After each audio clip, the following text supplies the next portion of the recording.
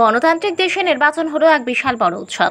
দেশের রাজনীতি নির্ধারণ, লোকসভা, রাজ্য বিধানসভা, ঠিক সেইভাবে পঞ্চায়েত নির্বাচনও গুরুত্বপূর্ণ। অন্যদিকে ভারতবর্ষের পঞ্চায়েতি ব্যবস্থা ত্রিস্তরীয়। 2023 সালে বিধানসভা নির্বাচনে ভারতীয় জনতা পার্টির সরকার প্রতিষ্ঠিত হওয়ার পর এবার ত্রিস্তর পঞ্চায়েত নির্বাচনকে পাখির চোখ করে দেখছে শাসক দল বিজেপি।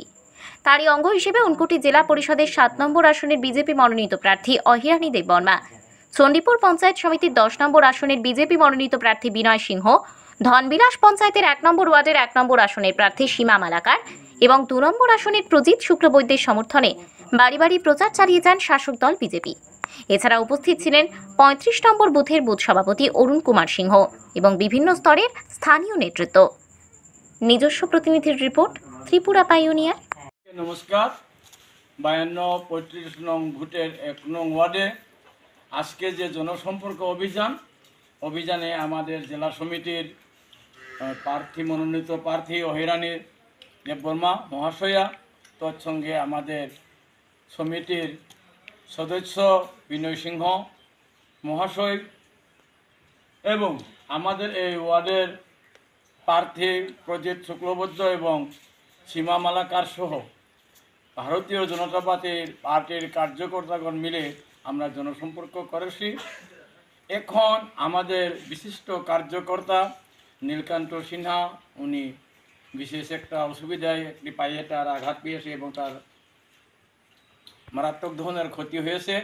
আজকে এই আমাদের জনসম্পর্ক অভিযানে উনি নিজেই অতি কষ্টে আমাদের এই জনসম্পর্কে যোগদান দিয়েছেন। ওনার কাছ থেকে আমরা জানতে চাইব, আমাদের সমিতির সদস্য বিনয় সিংহ মহাশয় উপস্থিত আছেন, জেলা সমিতির মনোনীত প্রার্থী অহিরানী দেববর্মা এবং পঞ্চায়েতের যারা আছে প্রার্থী, তাদেরকে নিয়ে আমরা আগামী দিনের যে পঞ্চায়েত সমিতি তথা জেলা পরিষদ এবং পঞ্চায়েত সম্পর্কে আমি আমাদের কার্যকর্তা নীলকান্তর কাছ থেকে আমরা শুনতে চাইব এবং জানতে চাইব আগামী দিনের আমরা কিভাবে সরকার গঠন করতে পারি এবং পঞ্চায়েত জেলা সমিতি সহ কিভাবে গঠন করতে পারি। ওনার কাছ থেকে আমরা বিস্তারিত আলোচনা শোনার জন্য আমরা অনুরোধ রাখছি। নমস্কার। নমস্কার সবাইকে। আমি ব্যক্তিগত শারীরিক অসুবিধার কারণে, অসুস্থতার কারণে দীর্ঘদিন ধরে প্রচারে আসতে পারিনি, তার জন্য আমি সবার কাছে ক্ষমা প্রার্থী। আসন্ন ত্রিস্তর পঞ্চায়েত নির্বাচনকে সামনে রেখে সমগ্র পঞ্চায়েতের মধ্যে যেভাবে প্রচারে ঝড় তুলে যাচ্ছে, তারই অঙ্গ হিসাবে আজকে 1 নং ওয়ার্ডে আমরা প্রচারে যাই, ওদের সাথে তাল মিলিয়ে আমি সহযোগিতা করি। আজকে প্রচারে বেরিয়ে সহযোগিতা করতে পেরে আমি নিজেকে ধন্য মনে করি। আমাদের প্রচারের মধ্যে আজকে রয়েছেন জেলা পরিষদের 7 নং আসনের মনোনীত প্রার্থী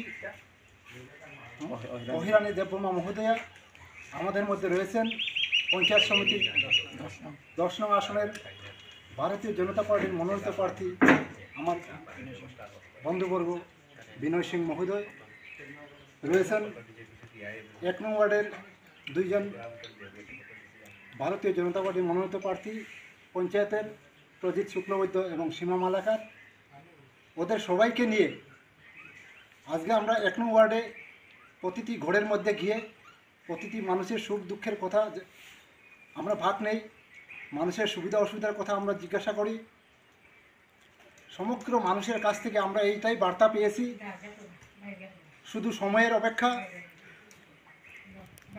আগামী দিনে বিপুল পরিমাণে ভোটের সংখ্যা নিয়ে, বিপুল পরিমাণে জয় নিয়ে আমাদের পঞ্চায়েত সমিতির সদস্য শ্রদ্ধেয় বিনয় সিং মহোদয়, আমাদের জেলা পরিষদের যিনি দাঁড়িয়েছেন আমার ওহিদি, ওনাকেও আমার পঞ্চায়েত স্তরে যারা মেম্বারের প্রতিনিধি করছেন, সবাই আমরা আজকে গিয়ে বুঝতে পেরেছি এখনও মানুষ বিজেপির দিকে চেয়ে রয়েছেন, বিজেপির উপর আস্থা রয়েছে, বিজেপিকে ভালোবেসে রয়েছে।